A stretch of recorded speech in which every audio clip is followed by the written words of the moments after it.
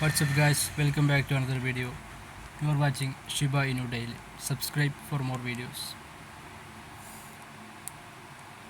The Ripple CEO said that we will win as the law is our side, but if otherwise, world is already operating as if the case has been lost. As we can see, Brad Garlinghouse, CEO of Ripple, discussed a number of crypto-related topics with the Axios Fintech reporter Lucin Shen at Coalition 2022. Garlinghouse spoke about an essential topic, the ongoing lawsuit between Ripple and the Securities and Exchange Commission.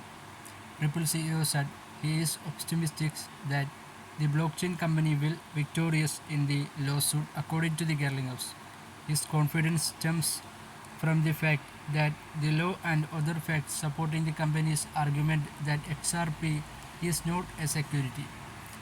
He said that I am betting that Ripple will win the lawsuit. Just to be clear, I am betting on that not just because of ton of the questions from the judge. I am betting on that because I know the facts are on our side. I am betting on that because the law is on our side. Garlinghouse was quoted as saying in the interview. This was Garling said.